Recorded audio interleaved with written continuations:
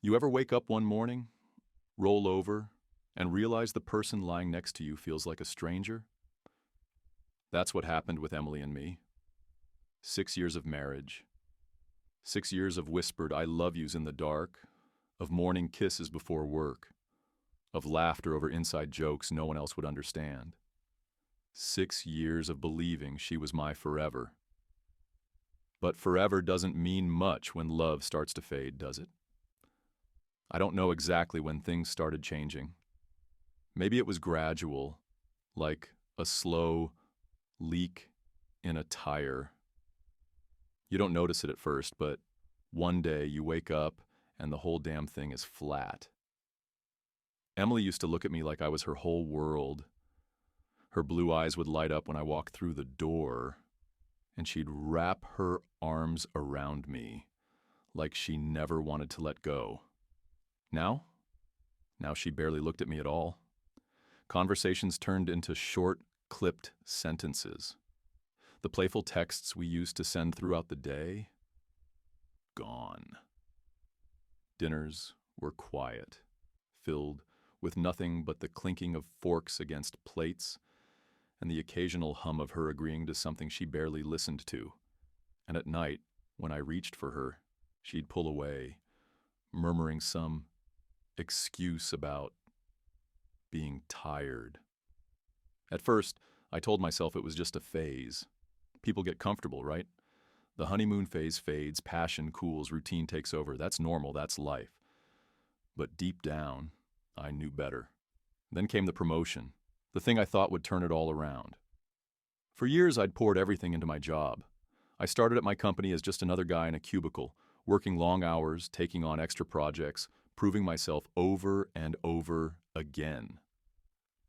While other guys clocked out at 5, I stayed behind, making sure every detail was perfect. I wanted more. I wanted to be somebody. And after years of grinding, of sacrificing weekends and putting in the work, it finally paid off. Senior project manager. More money, more influence, more respect. Everything I'd worked for. I remember the way my hands shook when I held the offer letter. Excitement buzzed through me as I imagined telling Emily. Seeing her face light up with pride, feeling her arms wrap around me as she told me how much I deserved it. I walked through the front door that night, barely able to contain myself. She was sitting on the couch, scrolling through her phone. "Emily," I said, grinning, "you're not going to believe this." She looked up, barely interested. "What?" I held up the letter. "I got the promotion. Senior project manager. I finally made it." She blinked. "Oh, that's great. Babe?" And then she went right back to her phone. That was it. No hug, no kiss, no excitement, no anything. I stood there waiting for something, some delayed reaction, some realization that she should be happier for me. But it never came. She just kept scrolling, her thumb lazily flicking up the screen like my biggest achievement meant nothing. Something inside me cracked that night. I don't know what I was expecting. Maybe a little pride in me, in us. A little acknowledgement that everything I'd done, every late night, every missed dinner, every moment spent climbing my way to the top, was for us. But Emily, she didn't care. She saw me as boring, predictable, unambitious, a man who had settled into routine while she still craved excitement. I could feel it, even if she never said it out loud. And that's when Jason entered the picture. Jason worked in my office, different department, same company. Tall, charismatic, the kind of guy who didn't have to try to be noticed. He walked into a room and people gravitated toward him. His voice carried, smooth and confident. Women whispered about him in the break room, their eyes lingering when he passed by. And Emily? She wasn't any different. At first, I ignored it. The way her eyes sparkled when he talked. The way she laughed just a little too hard at his jokes. The way her body turned toward him like a flower tilting toward the sun. It started small. We were at a company event, one of those dull office mixers, where people pretend they like each other over cheap wine and appetizers. Emily had come along, her fingers loosely wrapped around mine. She looked bored, barely paying attention to me until he walked in. Jason strolled over, flashing that easy grin of his, and suddenly, Emily lit up. I watched her as she laughed, the sound high and musical, in a way I hadn't heard in months. She touched his arm when she spoke, leaned in when he whispered something in her ear. She was engaged, alive, present. With me, she was distant, cold. I told myself I was imagining things, that I was being paranoid. But once you start noticing, you can't unsee it. The glances, the playful nudges, the stolen moments when they thought I wasn't looking. And soon, I'd see more than I ever wanted to. It's funny how the mind works, how it convinces you to ignore the obvious, to dismiss the things that gnaw at your gut because facing them would be too painful. I told myself Emily's interest in Jason was nothing. Just friendliness, just small talk, just the way she was. Warm, sociable, the kind of woman who made people feel comfortable. Yeah, I repeated those words to myself like a prayer, convincing myself that I was being insecure. But deep down, I knew better. The way she laughed with him wasn't the way she laughed with me. The way she looked at him, tilted her head, tucked her hair behind her ear. It was different. A woman doesn't do that for just any man. I remember the moment I finally admitted it to myself. It was late, maybe 11 at night. Emily was in the bathroom getting ready for bed. I was lying there, staring at the ceiling, feeling that familiar emptiness stretch between us. She'd been on her phone all evening, smiling at messages she never shared, her fingers typing responses she quickly deleted. I wanted to ask, I wanted to reach over, take the phone from her hands, and demand to know who she was texting, but I didn't. Instead, I swallowed it. Like I had been for months. She slid into bed beside me, her back immediately turning toward me. "Good night," she murmured, already half asleep. I stared at her in the darkness. "Emily, do you still love me?" The words left my mouth before I could stop them. For a moment she was quiet. Too quiet. Then she let out a soft sigh, almost annoyed, and said, "Of course I do. Don't be weird." But she didn't turn over. She didn't reach for me. She just pulled the covers tighter and fell asleep. That night, I lay awake, feeling like I'd already lost her. A few weeks later, I saw it with my own eyes. It was a Tuesday. A completely normal day. At least, it was supposed to be. I had a big meeting that morning, the kind that determined the future of my career. But just before it started, my boss announced that the entire afternoon session was canceled. I had a rare gift, an unexpected free evening, and for some reason, the first thought in my mind wasn't excitement. It was Emily.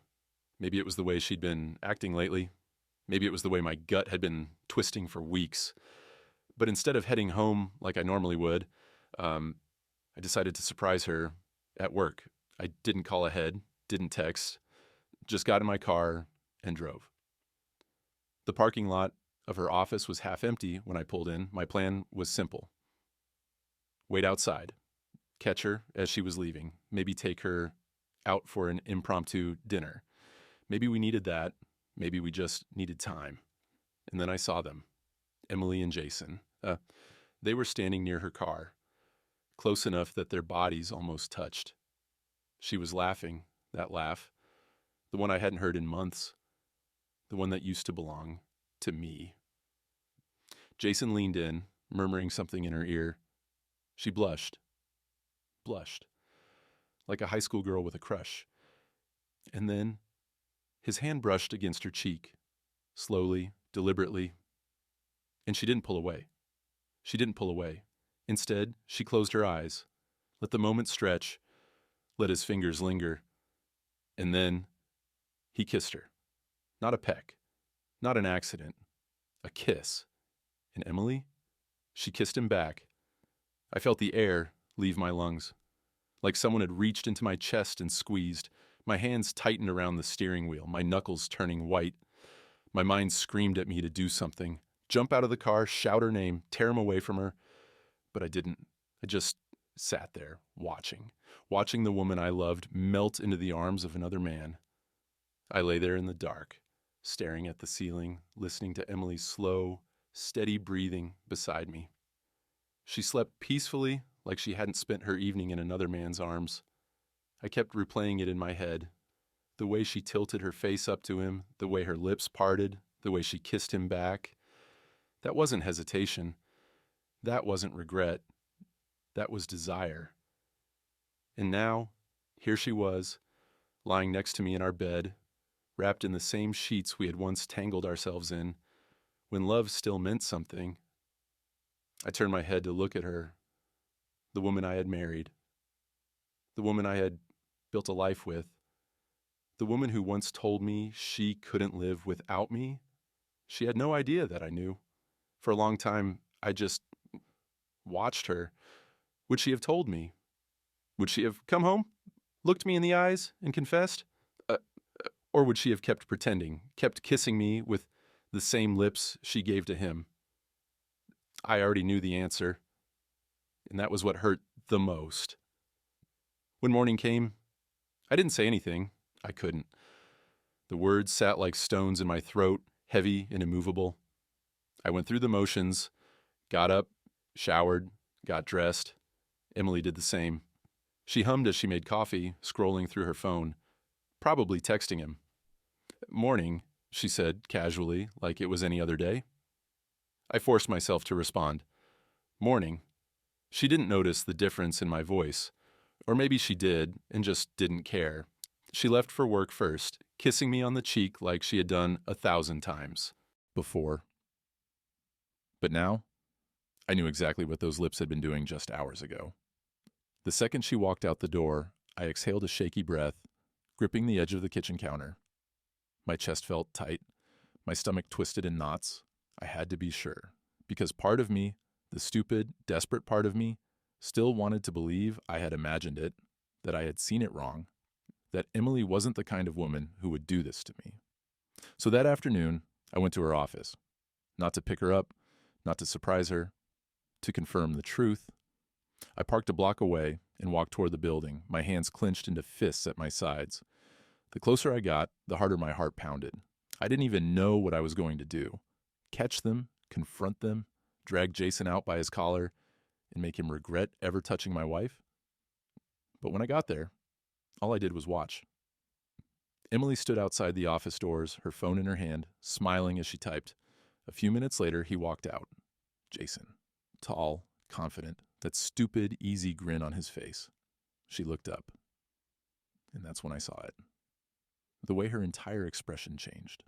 The way her body language softened, how she shifted her weight, how her lips curled into a smile she hadn't given me in months. She said something to him, something playful, something flirtatious.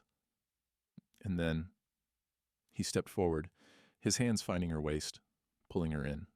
She giggled, a soft, breathy sound, like she was enjoying every second of it. And then his lips touched her neck, slow, deliberate. And she let him.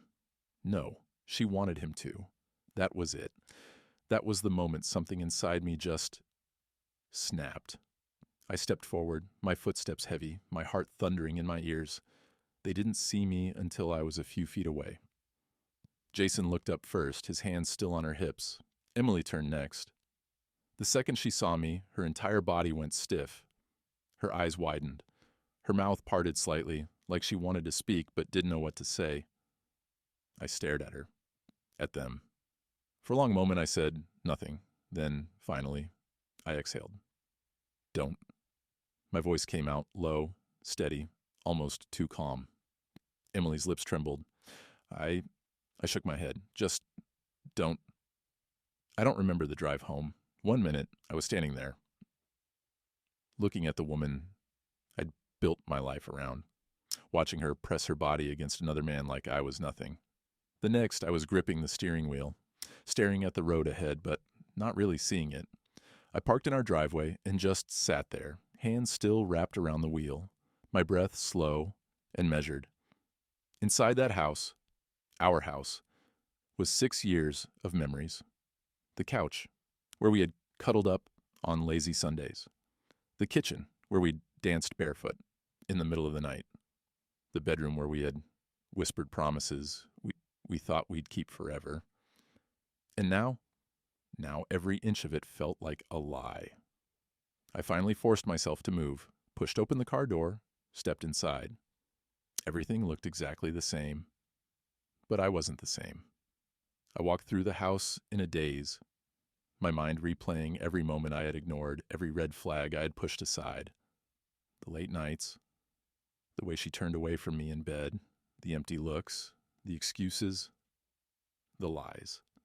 How long had I been fooling myself? I made my way to our bedroom, stood in the doorway, and just stared.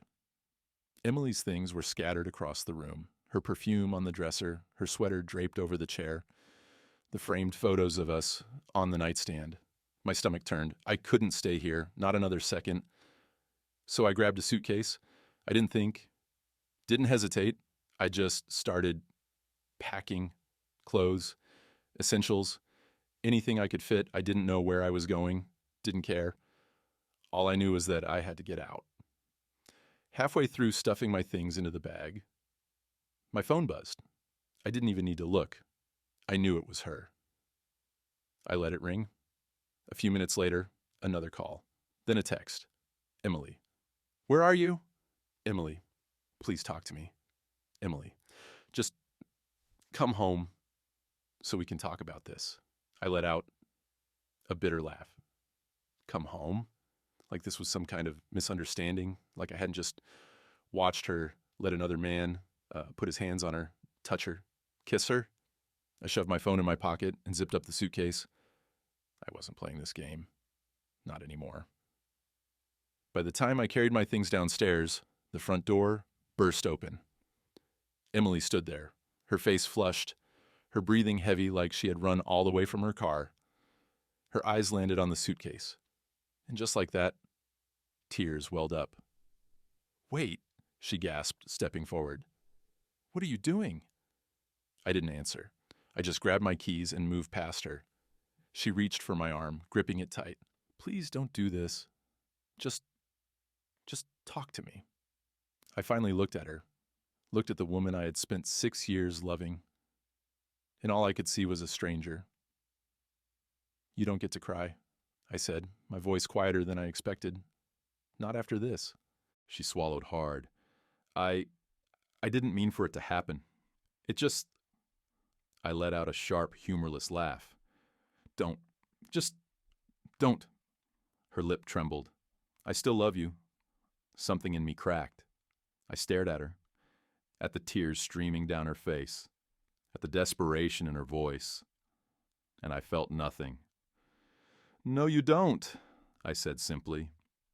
Then I walked past her out the door and didn't look back. The moment I stepped outside, a wave of cold air hit me, but it wasn't nearly as cold as I felt inside. I threw my suitcase into the trunk, climbed into my car, and gripped the steering wheel.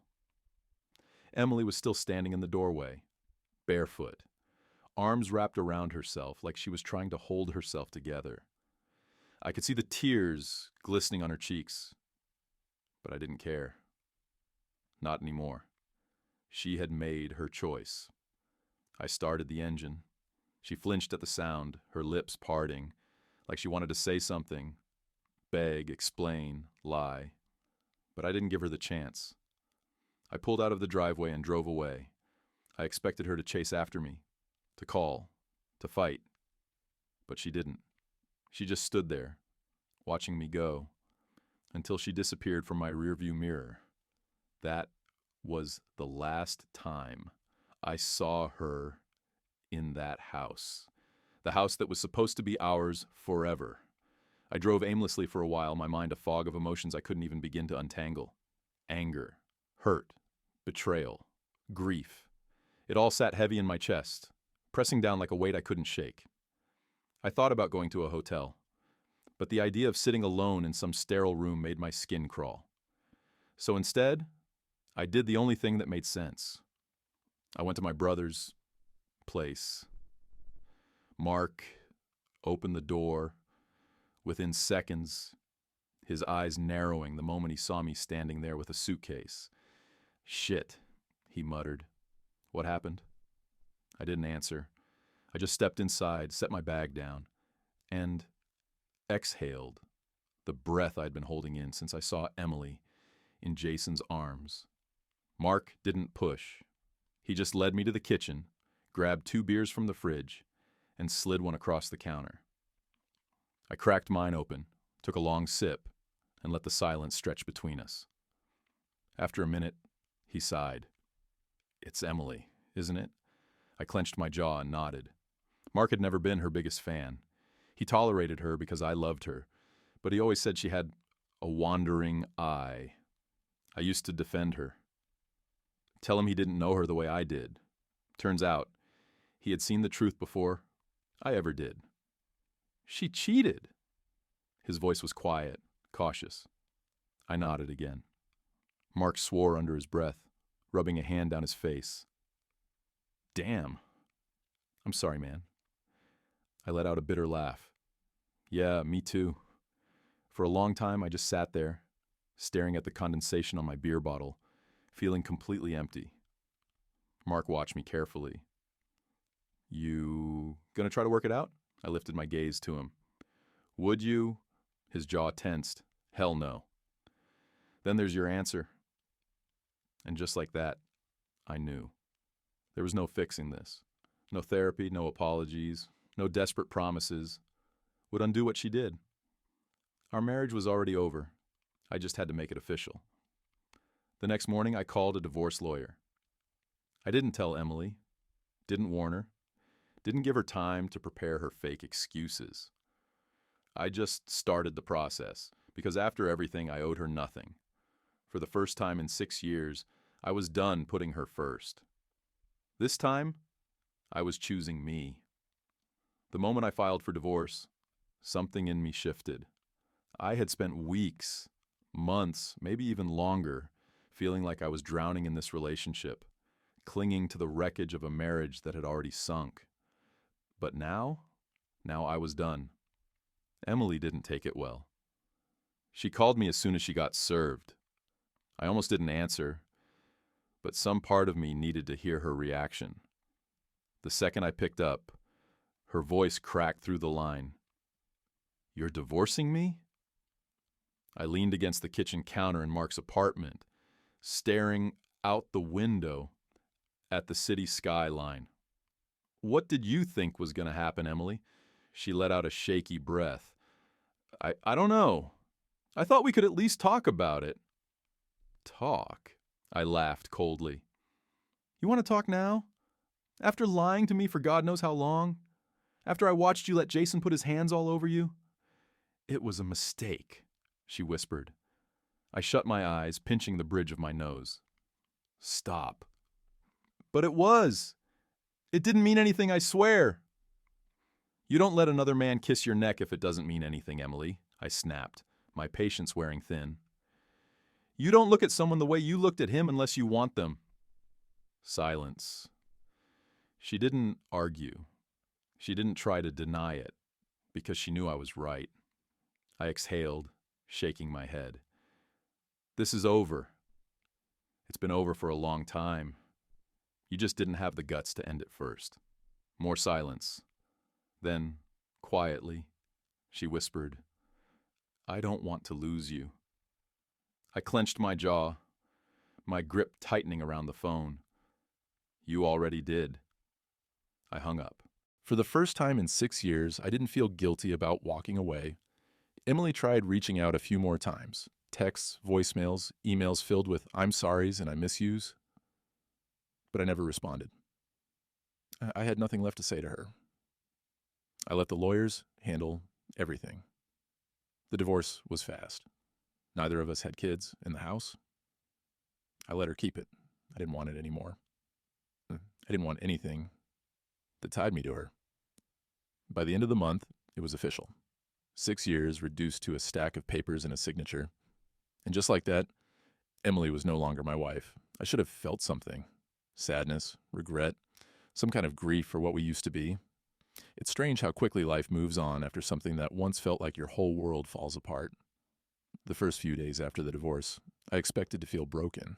I thought the grief would hit me like a wrecking ball, that I'd wake up reaching for Emily only to remember she was gone.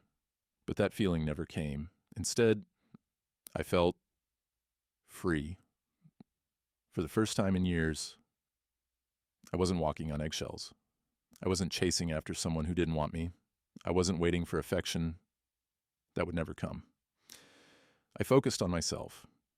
I threw myself into my new job position, worked out more, reconnected with old friends I had lost touch with. I even picked up hobbies I had abandoned over the years, things Emily used to call a waste of time. And I was happy. Meanwhile, Emily, she wasn't doing so well. I hadn't spoken to her since the divorce was finalized, but word got around. A mutual friend, one of the few who still spoke to her, let it slip one night over drinks. "Yeah, she's been a mess," he said, swirling his beer bottle between his fingers. "Guess Jason isn't really the guy she thought he was." I raised an eyebrow. "What do you mean?" he smirked. "Oh, you haven't heard?" I shook my head, leaning back in my chair. "Jason dumped her, like, immediately after the divorce was final." I stared at him, processing those words. "Wait, you're telling me she threw away 6 years of marriage for that guy? And he just, what? Left?" He let out a short laugh. "Pretty much. From what I heard, he was never that serious about her. He liked the chase, liked the excitement of sneaking around, but as soon as she was actually single, he got bored, moved on to someone else." I should have felt something. Anger, satisfaction, maybe even pity. But all I felt was indifference. Because Emily wasn't my problem anymore. She made her choice. She bet on the wrong man. And now, she was reaping exactly what she had sown. A part of me wondered if she regretted it. If she lay awake at night, staring at the ceiling, realizing she had destroyed everything for a man who never even wanted her in the first place. But I didn't care enough to find out. I had my life back. And for the first time in years, it actually felt like mine. So, while Emily was left picking up the pieces of her own mistakes, I was already moving forward. A month passed. Then 2. Then 3. Life kept moving, and so did I. I didn't waste time thinking about Emily anymore.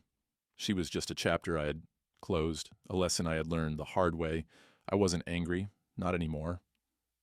I wasn't bitter either. I was just done. And for the first time in years, I felt like me again. The promotion I had worked so hard for, I threw myself into it. I was excelling at work, making moves, building something for myself without feeling like I had to prove anything to anyone. My personal life, that was thriving too. I went out more, saw old friends, met new people. I started dating again, not rushing into anything, just enjoying the feeling of possibility, the feeling of being wanted, appreciated, respected, things Emily had stopped giving me a long time ago. Then, one evening, as I was leaving the office, I saw her, Emily. She was standing in the parking lot, arms crossed over her chest, looking nervous, hesitant. She looked different, like she hadn't been sleeping, like the weight of her choices had finally caught up to her. For a moment, I just stood there, watching her. 6 years ago, she had been everything to me. Now, she was just someone I used to know. She took a small step forward. "Hey." I didn't reply, just waited. She swallowed hard. I know I'm probably the last person you want to see, but I just wanted to talk." I sighed, glancing at my watch. "Emily, what do you want?" Her lip trembled. "I messed up." I let out a quiet laugh, shaking my head. "Yeah, you did." She blinked, caught off guard by my bluntness. Maybe she thought I'd still be the same guy, the one who used to bend over backward for her, who used to fight for her. That guy was gone. I was stupid, she continued. I didn't realize what I had until I lost it. And Jason, I held up a hand. I don't care about Jason, she hesitated. Do you think maybe we could talk? Get a coffee? Just see if there's anything left? I studied her for a long moment. The old me, he might have considered it. He might have let nostalgia cloud his judgment, might have held on to the what-ifs. But I wasn't that man anymore. I smiled, a real, genuine smile. I appreciate the apology, I said. But no, Emily, there's nothing left. Her eyes filled with tears, but I didn't feel sorry for her. She had made her choice, and I had made mine. I gave her a small nod, then walked past her, feeling lighter than I had in years, because for the first time in a long, long time, I was stronger. I was better.